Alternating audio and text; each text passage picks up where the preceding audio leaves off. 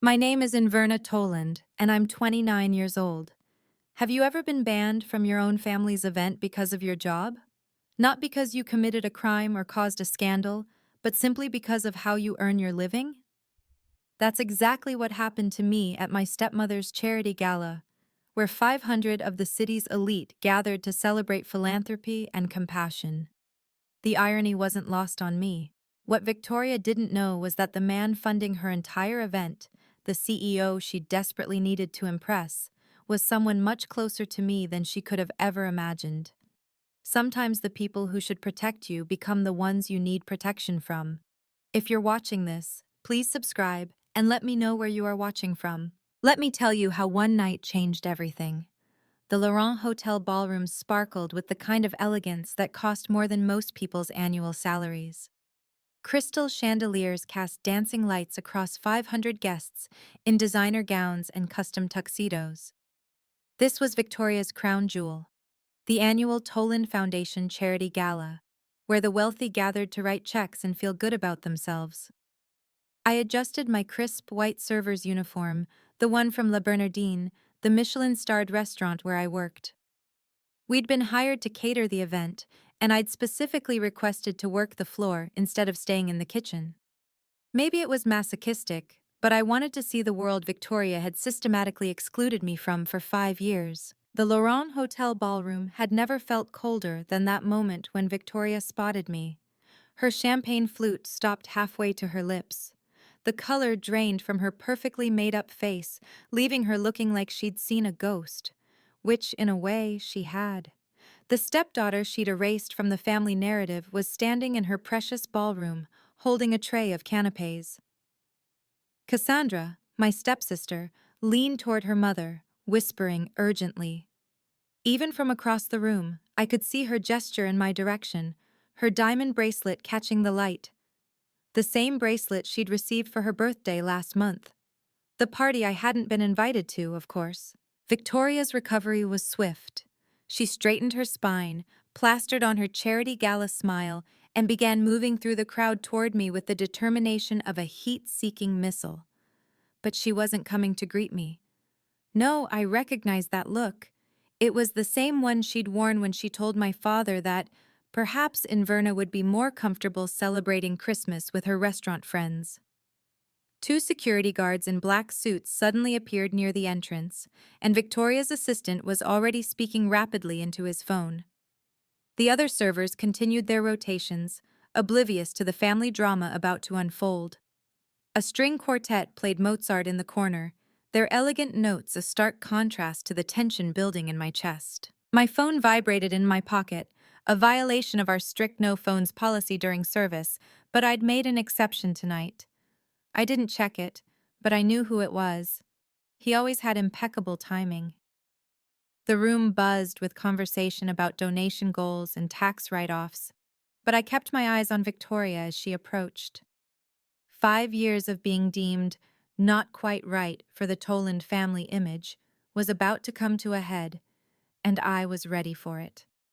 5 years ago, my father married Victoria Ashford Toland, and my life shifted in ways I never expected. Dad was lonely after Mom passed, and Victoria seemed to fill that void with her charity events and social connections.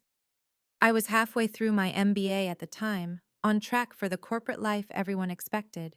Then I discovered my real passion during a wine-pairing dinner at a friend's restaurant. The precision, the artistry, the immediate joy on people's faces. It spoke to me in a way spreadsheets never had. So I made a choice. I left my MBA program and enrolled in culinary school. To Victoria, a waitress daughter was worse than no daughter at all. She never said it directly, of course. Victoria was too sophisticated for outright cruelty. Instead, she'd introduce Cassandra at events as my brilliant daughter, the marketing director, while I simply ceased to exist in her narrative. When family friends asked about Robert's daughter, she'd change the subject with practiced ease. The family dinners became less frequent. The holiday invitations got lost in the mail. The family vacation photos on Facebook featured everyone but me. Dad would call afterward, apologetic but never quite willing to confront his wife. "You know how Victoria is about appearances," he'd say, as if that excused everything. What hurt most wasn't the exclusion itself, it was the gradual acceptance of it. Relatives stopped asking why I wasn't at gatherings. Mutual friends learned not to mention me around Victoria. Even Dad started introducing Cassandra as his daughter at his company events, while I became Inverna. She works in the city. But here's what they didn't know. I'd graduated from Yale before any of this. My failure was choosing passion over prestige, craftsmanship over corner offices. And while they were erasing me from the family history, I was building something entirely my own. The whispers started before Victoria even reached me. Her society friends, the ones who lunch at private clubs and vacation in the Hamptons, had noticed the family drama unfolding. "Is that Robert's daughter?" Aunt Helen's voice carried across her table. "What is she doing here?" "Serving drinks, apparently," her husband George replied with a snort. "How embarrassing for Victoria." A cluster of Cassandra's friends, all influencers and trust fund babies, pulled out their phones, sensing drama worthy of their Instagram stories. One of them, a blonde named Madison, who'd never worked a day in her life, laughed loud enough for me to hear. "Oh my God, she's actually wearing a server's uniform. This is too much." Robert, my father, stood near the auction display, surrounded by his business partners. When our eyes met across the room, something flickered in his expression: shame, regret, maybe both. Then he turned away, suddenly fascinated by a painting he'd never bid on. That small gesture, that deliberate turning away, cut deeper than any of Victoria's calculated snubs. "Inverna shouldn't be here," Cassandra announced to her circle, loud enough to ensure I heard. "This is an exclusive event for Foundation supporters, not staff." The word dripped with disdain. Staff. As if I hadn't grown up in the same house, attended the same family dinners, called her father Dad for 24 years before Victoria entered our lives. Victoria had almost reached me now, her heels clicking against the marble floor like a countdown. Behind her, I noticed the security guards beginning to move, trying to look casual as they positioned themselves strategically. The entire ballroom seemed to lean in, 500 guests suddenly interested in our corner of the room. My phone vibrated again. 2 short pulses, his signal that he was close. I kept my expression neutral, professional. Even as Victoria's shadow fell across my tray of carefully arranged canapes. The consequences of walking away would ripple far beyond this ballroom. La Bernardine had fought hard for this catering contract. It was our biggest account, worth nearly $500,000 annually. My manager, Chef Bernard, had made it crystal clear. "This event keeps our doors open in Verna. We cannot afford to lose the Toland Foundation." If Victoria had me ejected, if she made a scene, it wouldn't just be my job on the line. The entire restaurant could lose the contract. 23 employees depended on that revenue. Sous chefs, line cooks, servers who were putting kids through college. My pride wasn't worth their livelihoods. Then there was Dad. For all his weakness, he was still my father. If I fought back publicly, if I embarrassed Victoria at her signature event, she'd make him choose. And we both knew who he'd choose. He'd already proven that by looking away moments ago. The last thread connecting me to my mother's memory, to the family home where her piano still sat in the living room, would snap completely. But perhaps the biggest stake was the secret I'd guarded for 2 years. The wedding ring hidden beneath my server's gloves. The marriage certificate filed quietly at City Hall. The life I'd built away from the Toland family drama. Marcus and I had agreed to keep our marriage private until the time was right, until we could reveal it on our own terms. Being forcibly ejected from a charity gala wasn't part of that plan. My manager had warned me, "This account keeps us afloat."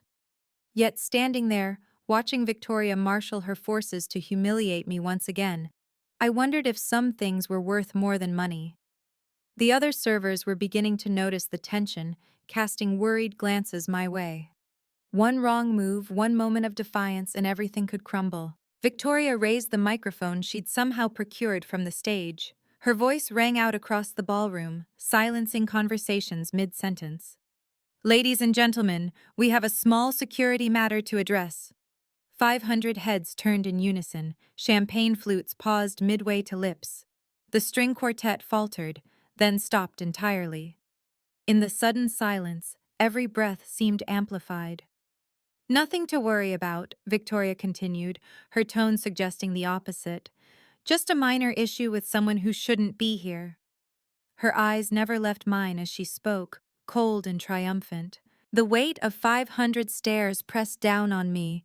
Phones appeared in hands, raised discreetly to record whatever drama was about to unfold. Someone whispered, "Is that the stepdaughter?" And the whisper spread like wildfire through the crowd. My phone vibrated again, 3 long pulses this time, different from before, urgent. I pulled it out, breaking protocol completely. The text was brief. 5 minutes, don't leave. Marcus never sent messages during events. He was supposed to be at a board meeting across town, finalizing a merger that had consumed his attention for weeks. Something had changed. Victoria's smile widened at my apparent distraction. "Security, please assist this person to the service exit. She seems to have gotten lost." The 2 guards began moving toward me with professional determination. The crowd parted to let them through, creating a corridor of shame lined with familiar faces. Dad's golf buddies, Victoria's book club, Cassandra's sorority sisters. All watching. All waiting to see if Robert Toland's disappointing daughter would make a scene. The larger guard reached for my elbow. "Ma'am, we need you to come with us." I stood perfectly still, counting my breaths. 1, 2, 3. The main entrance doors were still closed, but I heard something. Footsteps in the marble foyer beyond. Measured, deliberate, familiar. 4, 5. "You're not on the list." Victoria's words cut through the air like a blade. "I'm working tonight," I replied evenly, keeping my voice professional despite the hundreds watching. "Then stay in the kitchen." She stepped closer, lowering her voice just enough to seem reasonable while ensuring everyone could still hear. "The manager assigned me here." I didn't back down, didn't lower my gaze. "I'll speak to them." Victoria's smile never wavered, but her eyes hardened. "This is a private event in Verna. Family and supporters only." Funny how I'm neither, despite being both. The words slipped out before I could stop them. Gasps rippled through the crowd. Victoria's composure cracked for just a moment, revealing something ugly beneath. "You were never supposed to be here," she hissed, abandoning pretense. "Your name was never supposed to be on any list." I made sure of that 5 years ago. The admission hung in the air. Several guests exchanged uncomfortable glances. Even Cassandra looked surprised by her mother's open hostility. "Mrs. Toland," the security guard interrupted, clearly uncomfortable with the family drama. "Should we?" "Yes," Victoria snapped. "Remove her, now." "I haven't done anything wrong," I stated clearly, ensuring my voice carried. "I'm an employee of the catering company you hired." "You're a disruption," Victoria countered. "And you're leaving." Robert finally spoke from across the room. "Inverna, please, don't make this harder." Those 7 words from my father hurt more than all of Victoria's venom. "Don't make this harder," as if I was the one causing problems by simply existing in the same space. The security guard reached for my arm again. This time I didn't resist, but I also didn't move. "Your name was never supposed to be there, Inverna." Victoria's final words were meant to wound. "You were never supposed to be part of this family." "Mom, she's embarrassing us." Cassandra's voice rang out, playing to her audience of influencers who were live-streaming the drama. "A waitress at our gala?" Aunt Helen clutched her pearls in theatrical horror. "Victoria, dear, how mortifying for you." Uncle George, Dad's own brother, shook his head in disgust. "Robert, control your daughter. This is inappropriate." "Control your daughter." As if I were a misbehaving child instead of a 29-year-old woman being publicly humiliated for having a job they deemed beneath them. "Security, Please escort her out. Victoria's command was firm, final. Through the service exit where she belongs. The crowd pressed closer, hungry for the climax of this unexpected entertainment. Someone actually laughed, a cruel, tinkling sound that echoed off the crystal chandeliers. Madison, Cassandra's friend, narrated for her Instagram followers. "Oh my God, you guys, the family drama is insane. She's literally being kicked out." The security guards flanked me now, close enough that I could smell their cologne. The larger one spoke quietly, almost kindly. "Ma'am, please don't make us force you." I stood perfectly still, counting my breaths. 1, 2, 3. I wouldn't cry, wouldn't beg, wouldn't give them the satisfaction of seeing me break. My mother had taught me that dignity couldn't be taken, only surrendered. "This is what you wanted, isn't it?" I asked Victoria, my voice steady despite the trembling in my chest. "To erase me completely?" She didn't answer. She didn't need to. Her satisfaction was written across her face. 4, 5. Then, with timing so perfect it seemed scripted, the main ballroom doors swung open. Not the service entrance where they wanted to exile me, but the grand main entrance, with its gold-leafed frame and crystal handles. Every head in the room turned toward the sound. The two security guards had their hands hovering near my elbows, not quite touching, but ready to escort me out. The crowd had formed a perfect semicircle, phones raised like modern-day torches, capturing every second of my humiliation for social media posterity. "This is a private event," Victoria repeated into the microphone, her voice carrying the authority of someone who'd never been challenged. "We have standards to maintain." Standards. The word echoed in the vast ballroom, bouncing off marble pillars and crystal fixtures. Several guests nodded in agreement, comfortable in their bubble of privilege where worth was measured in net worth. Madison zoomed her phone camera on my face. "She's not even crying," she whispered to her followers, sounding almost disappointed. "Just standing there like a statue." The security guards exchanged glances, clearly uncomfortable with the scene, but bound by their duty to the client. The younger one shifted his weight, his polished shoes squeaking against the marble floor. Then came the footsteps from the main entrance, measured, deliberate, commanding attention without demanding it. The footsteps were familiar, measured, authoritative. The kind of walk that suggested the person knew exactly where they belonged and had no doubt about their right to be there. The crowd near the door began to part like the Red Sea, whispers following in the wake. "Is that? Oh my God, he's here!" But he wasn't supposed to arrive until... Victoria's assistant frantically checked his tablet, his face paling. "Mrs. Toland," he stammered, but she waved him off, too focused on her victory to notice the shift in the room's energy. The security guards hesitated, looking toward the entrance. Even they sensed that something had changed, that the power dynamic in the room was about to shift dramatically. The footsteps stopped just inside the doorway, and for a moment, the entire ballroom held its breath. If you've ever been judged for your job or felt like family should accept you as you are, hit that subscribe button. This story is about to take a turn that nobody in that ballroom expected. Have you ever had to hide something important from your family? Let me know in the comments. Now, let's see what happens when the person walking through that door changes everything. Marcus Whitmore commanded attention without trying. His charcoal Tom Ford suit was understated but impeccable, the kind of quiet luxury that whispered rather than shouted. He moved through the crowd with the confidence of someone who'd been born into rooms like this, but had earned his place through merit, rather than inheritance. Victoria's entire demeanor transformed in an instant. The microphone lowered from her lips, her spine straightened, and her charity gala smile snapped into place like armor.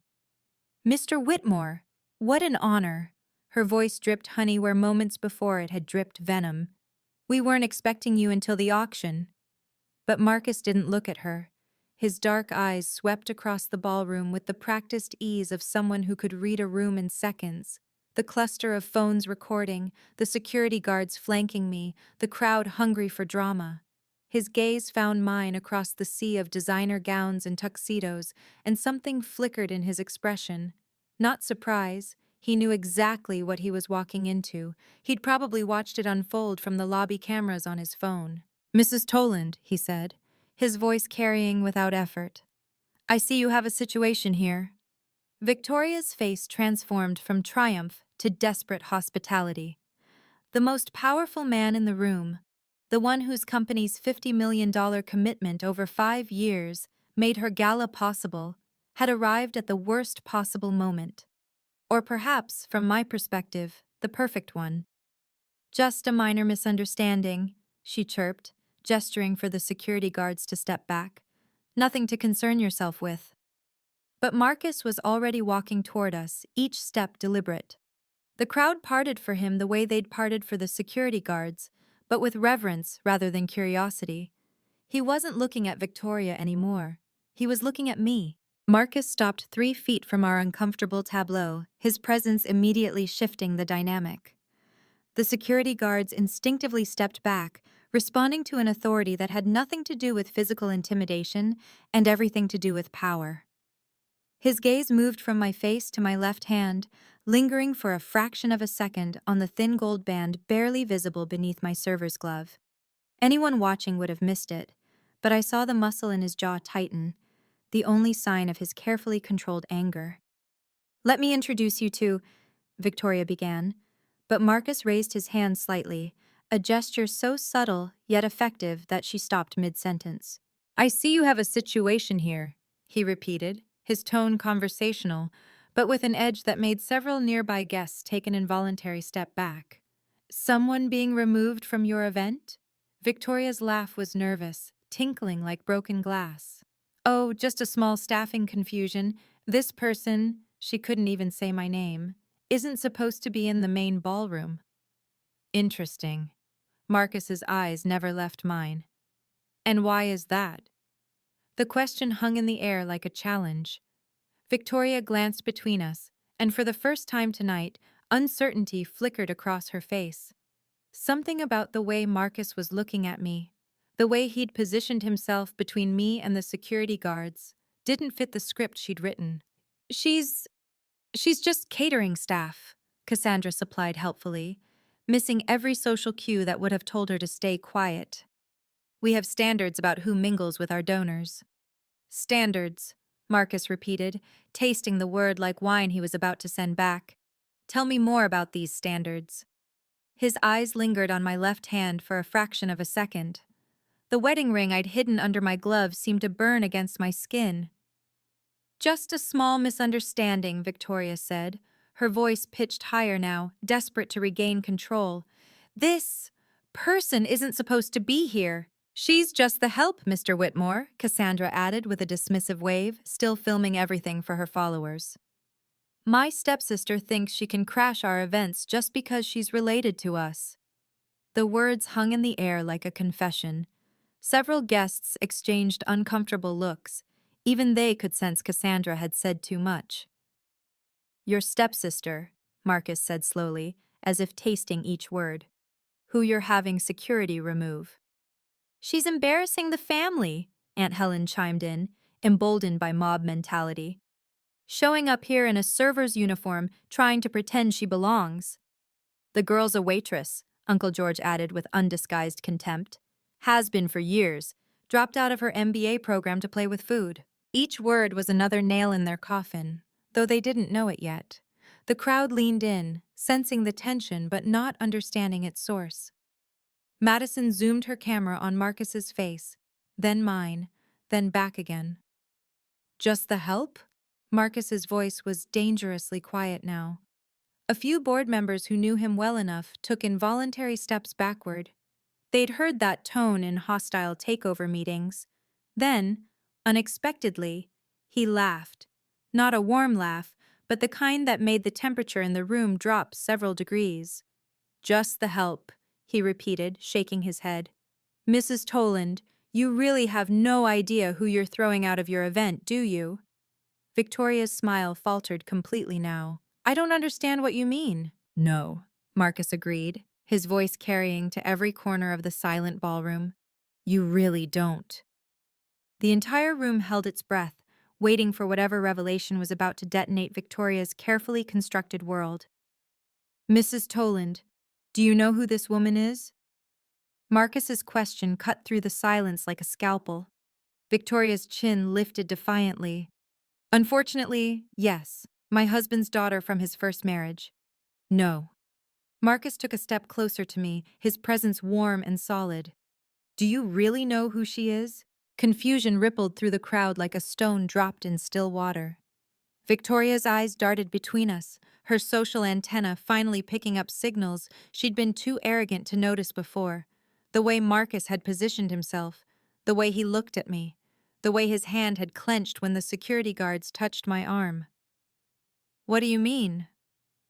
Victoria's voice had lost its commanding tone.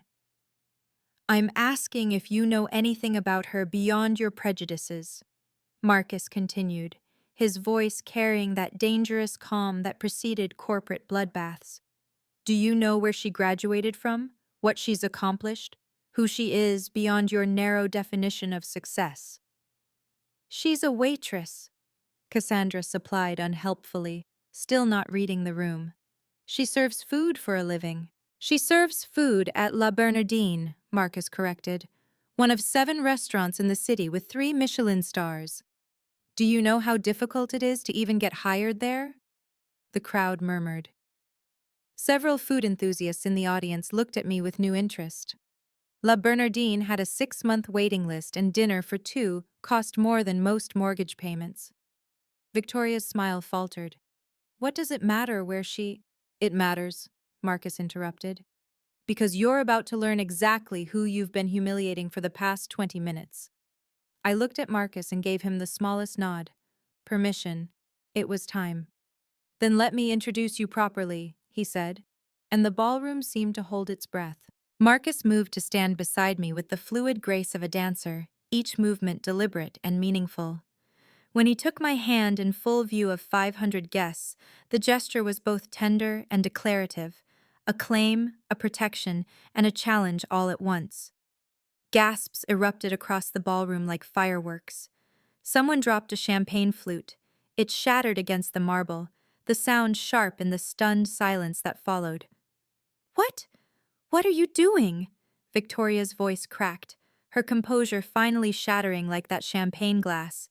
Cassandra's phone slipped from her suddenly nerveless fingers, clattering on the floor. Her mouth opened and closed like a fish gasping for air, no words coming out for perhaps the first time in her life. The crowd pressed closer, their shock palpable. These people who'd just been calling for my removal, who'd laughed at my humiliation, now stared at our intertwined hands as if witnessing a magic trick they couldn't explain. Marcus lifted my hand slightly, ensuring everyone could see the simple gold band on my finger, the one I'd hidden under my server's glove for 2 years. The overhead lights caught it, making it gleam like a beacon. I don't understand, Victoria stammered, her face cycling through expressions, confusion, denial, dawning horror. This is some kind of mistake. No mistake, Marcus said simply, his thumb brushing over my wedding ring in a gesture so intimate that several people looked away. Though I understand your confusion, we've kept our personal life private. Robert, my father, pushed through the crowd, his face ashen. Inverna? His voice was strangled. What is this? The diamond ring on my finger caught the chandelier light, sending tiny rainbows across Victoria's pale face. The same woman who'd just called me just the help was now staring at evidence that I was anything but. This is my wife, Inverna Whitmore. Marcus's words detonated in the ballroom like a bomb, sending shockwaves through the crowd. We've been married for 2 years. The room exploded. 500 voices rose at once, gasps, exclamations, denials. Someone actually screamed. Phones flashed like strobe lights as everyone tried to capture the moment when Victoria Ashford Toland's world imploded. That's impossible! Cassandra shrieked, abandoning all pretense of sophistication. Her carefully curated image crumbled as she stood there, mouth agape, looking between her mother and me. Victoria's face had gone from pale to gray, her body swaying slightly as if the ground had shifted beneath her designer heels. The microphone slipped from her fingers, hitting the floor with a feedback shriek that made everyone wince. "Mrs. Inverna Whitmore," Marcus repeated, his voice cutting through the chaos. "Remember that name, Victoria." The security guards who'd been about to escort me out now stood frozen, uncertain whether they should bow, apologize, or simply disappear. The older one actually took a step back, his hand moving to his tie as if it had suddenly become too tight. Madison and her influencer friends had their phones trained on us, broadcasting the drama to thousands of followers in real time. The hashtags would be trending within the hour. Charity Gala scandal, billionaire wife. Reveal, Toland Foundation, drama. Board members of the Toland Foundation exchanged panicked glances. Several major donors were already moving toward the exits, their expressions suggesting they wanted nothing to do with whatever was about to happen next. 2 years, someone whispered. She's been his wife for 2 years. While Victoria treated her like garbage, another voice added. Called her just the help, a third person said, loud enough for Victoria to hear. The woman who'd orchestrated my humiliation now stood at the center of her own. "We kept it private at Inverna's request," Marcus explained to the stunned audience, his voice carrying the kind of authority that commanded attention without demanding it.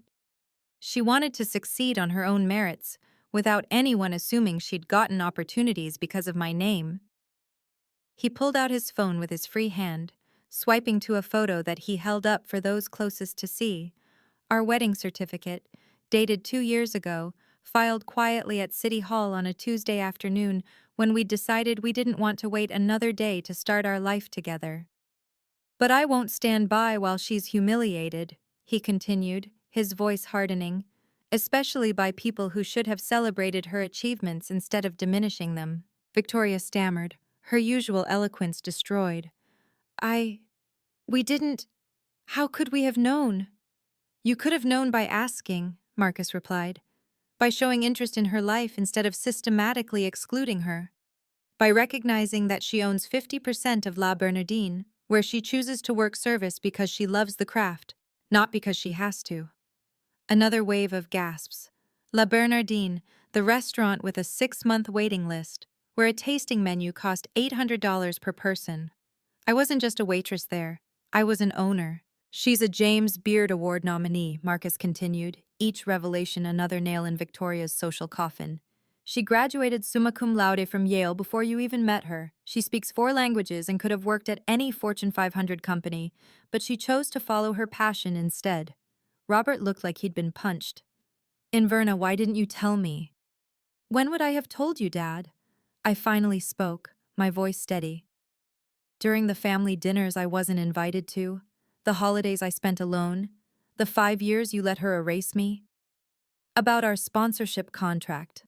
Marcus's tone shifted to pure business, the warmth he'd shown me replaced with corporate steel. Victoria's head snapped up, panic flooding her features. "The contract is ironclad, you can't—" "Whitmore Holdings is withdrawing," Marcus announced to the room.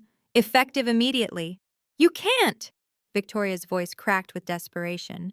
"We have an agreement. 5 years, $50 million. "Check clause 15, Marcus said calmly, though his hand tightened around mine. "Breach of professional conduct that brings negative publicity to any party or their representatives." He gestured to the phone still recording, the hundreds of witnesses to Victoria's cruelty. "Publicly humiliating my wife certainly qualifies. Wouldn't you agree?" The foundation's board members were already pulling out their phones, frantically calling their lawyers. Gerald Morrison, the board chair, looked like he might have a stroke. "Victoria, what have you done?" "50 million, someone whispered. "That's 60% of their operating budget." "The Children's Hospital wing," another voice added. "The scholarship program." Each whisper was another cut to Victoria's reputation. She'd just destroyed 5 years of guaranteed funding because she couldn't resist humiliating someone she deemed beneath her. "This is vindictive," Victoria tried, grasping for any leverage. "You're punishing charitable causes because of a personal matter." "No," Marcus corrected. I'm enforcing a contract clause that exists specifically to protect all parties from behavior like yours.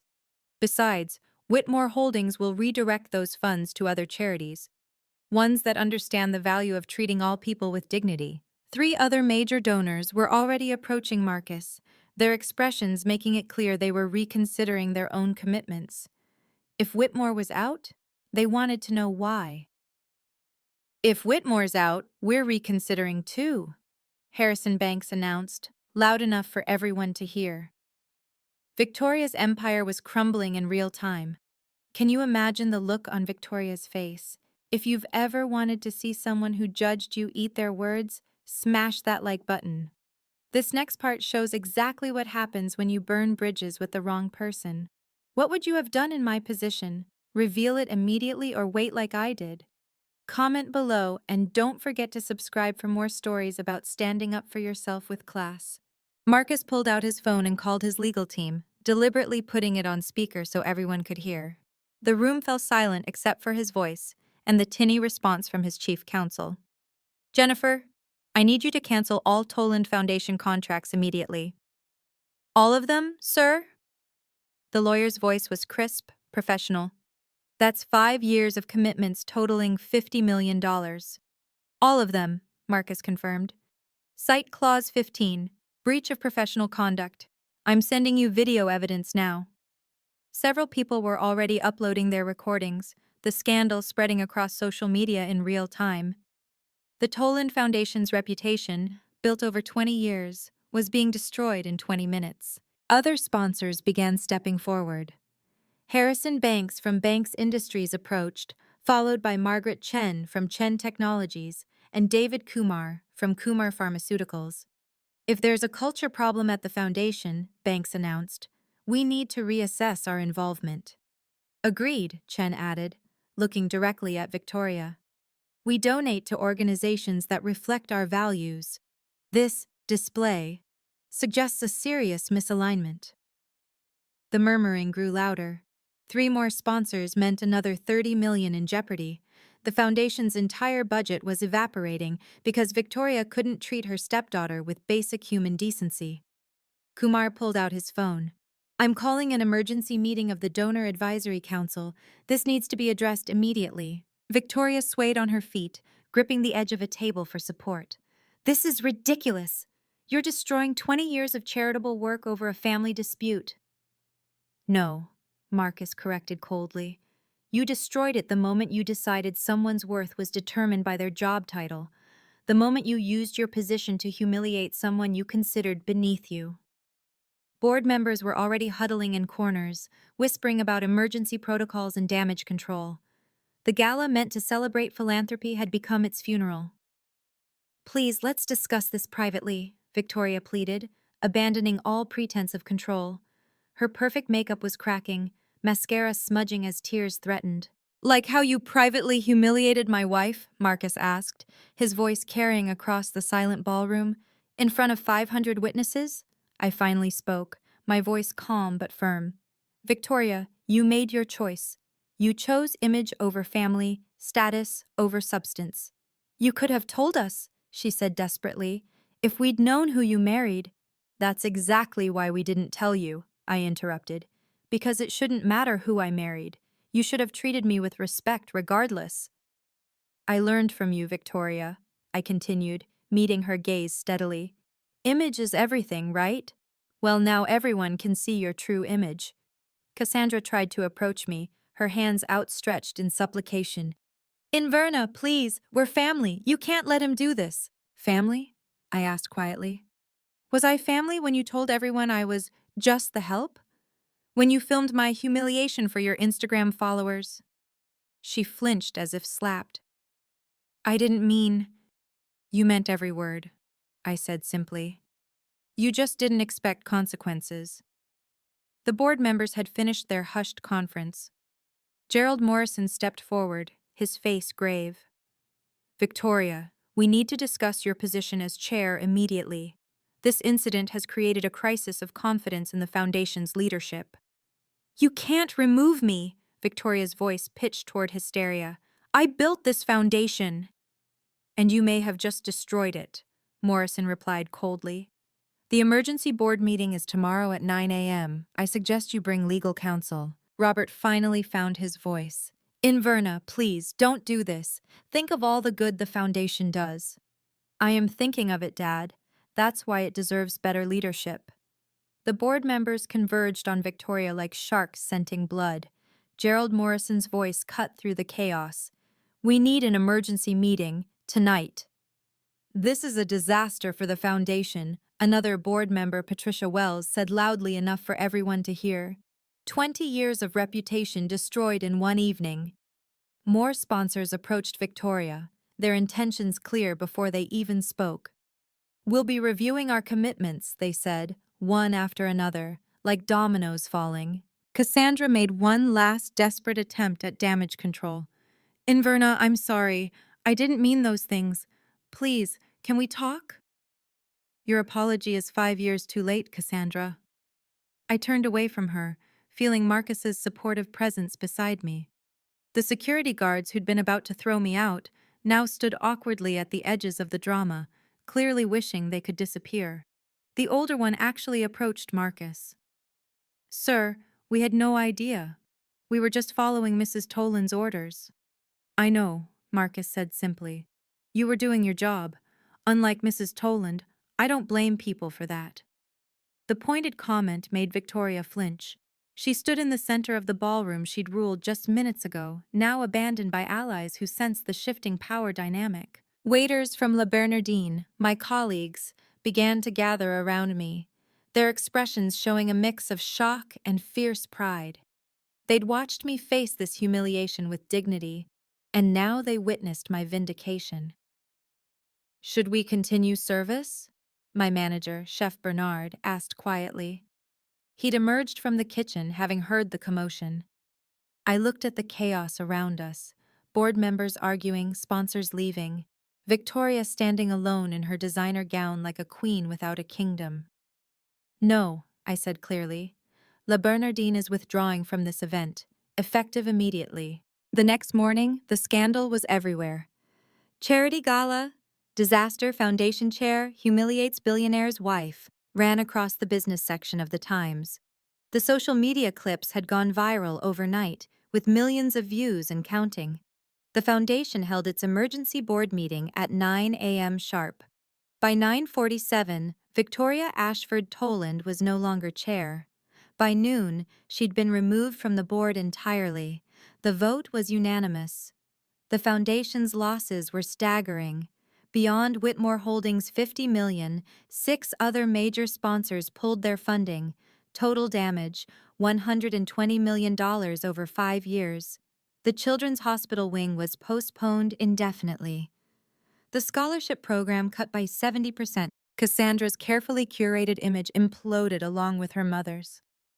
The video of her calling me just the help had been memed, remixed, and shared across every platform. Her influencer partnerships evaporated overnight.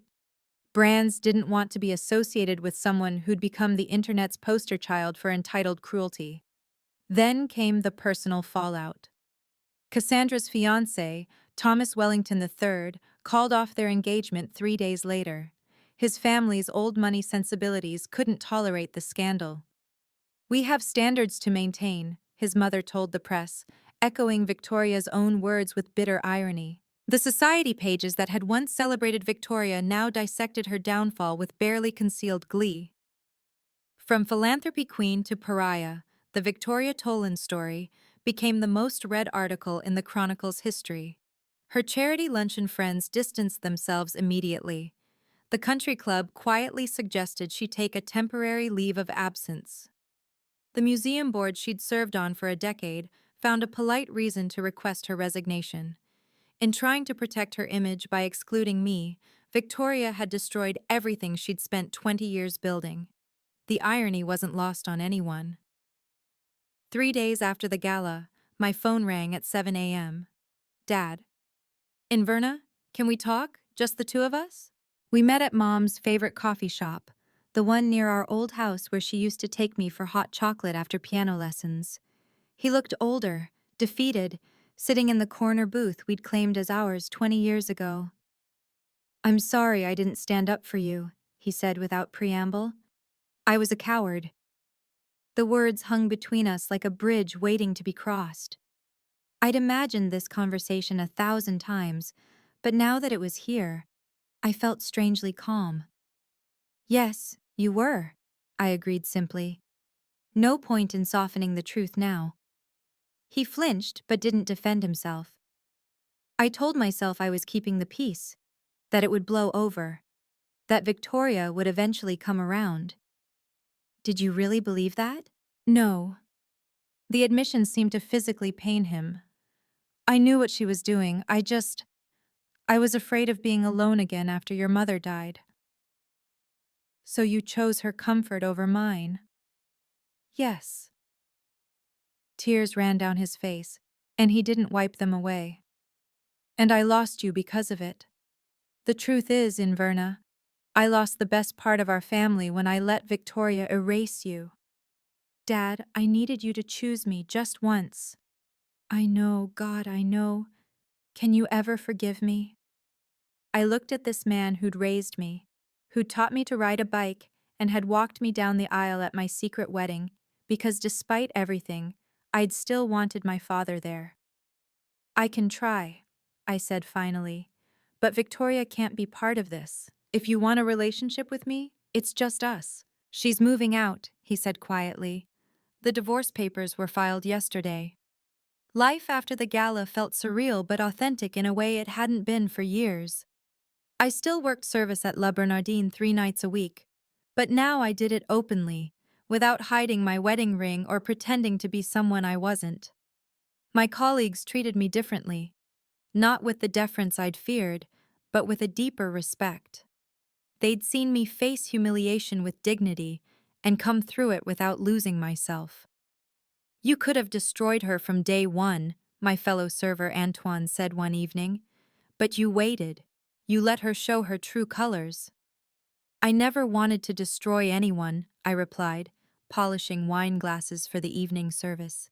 "I just wanted to be left alone to live my life." Marcus and I went properly public after the gala. We attended events together, but I kept working because I loved it. The food world embraced us, a power couple who understood that passion mattered more than pedigree.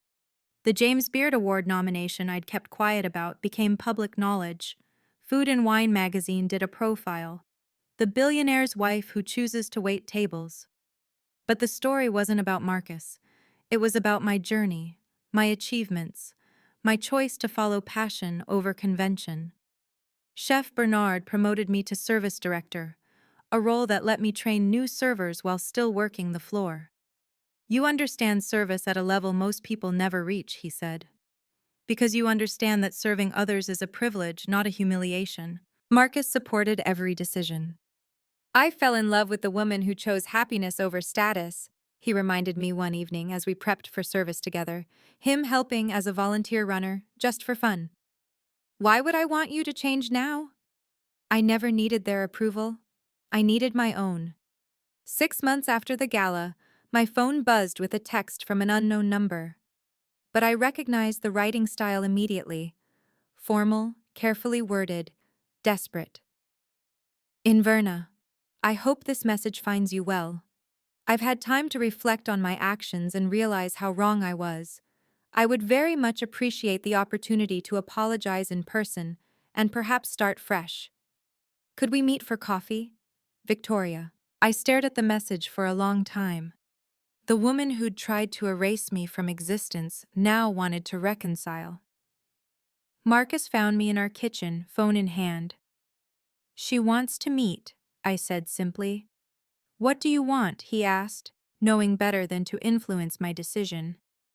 I typed my response carefully, each word deliberate. "Victoria, I appreciate you reaching out. I hold no anger toward you, but I also have no interest in pretending we're family. We can coexist at any future family events involving my father, but that's the extent of what I'm comfortable with. I wish you well in your future endeavors, but our relationship ends here. Inverna." Her response came quickly.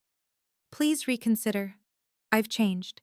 Respect is earned, Victoria, not demanded, I replied. And it starts with accepting boundaries when they're clearly stated. Please don't contact me again. I blocked the number and felt a weight lift. Setting boundaries wasn't cruel. It was necessary. Some relationships couldn't be repaired, and that was okay. Dad understood. We had dinner every Sunday now, just the two of us, rebuilding what Victoria had tried to destroy. He never mentioned her, and I never asked. "You're stronger than I ever was," he said one evening. "No, Dad. I just learned earlier that my worth doesn't depend on anyone else's approval." "Your mother would be proud," he said softly. "I know," I replied. "I am too." Looking back now, I realized that night at the gala wasn't about revenge. It was about revelation. Victoria revealed who she truly was, and the consequences were simply the natural result of her choices. Here's what I learned. Your worth isn't determined by your job title or bank account. It's not measured by which events you're invited to or which people claim you as family. Worth is intrinsic. You carry it with you whether you're serving champagne or drinking it. Success isn't just about climbing ladders others have built. Sometimes it's about building your own ladder, even if others can't see where it leads. I chose passion over prestige, authenticity over approval, and I've never regretted it. Family isn't just about blood or marriage certificates. It's about who shows up, who sees your value when you're at your lowest, who celebrates your choices even when they don't understand them. Marcus, my colleagues at La Bernardine, the friends who stood by me, they're my real family. Setting boundaries isn't cruel or vindictive, it's an act of self-respect. You don't owe anyone access to your life, especially those who've shown they'll use that access to hurt you. Forgiveness doesn't require reconciliation. You can wish someone well from a distance. The best revenge, truly, is living well on your own terms. Not to spite anyone, but because your happiness isn't dependent on their validation. Victoria lost everything trying to protect an image. I gained everything by refusing to sacrifice my truth for anyone's comfort. If you're reading this because someone in your life makes you feel less than because of your choices, know this. Their inability to see your worth doesn't diminish it. You don't need their invitation to belong. You already belong exactly as you are. Your value doesn't need their validation. Thank you for listening to my story. If you've ever been judged by family for your choices, know that you're not alone. Your value doesn't come from their approval. What's the worst thing a family member has said about your job? Share in the comments. Let's support each other. And if this story resonated with you, please subscribe and hit the notification bell. I share new stories every week about standing up for yourself with dignity. Remember, the best revenge is living well on your own terms.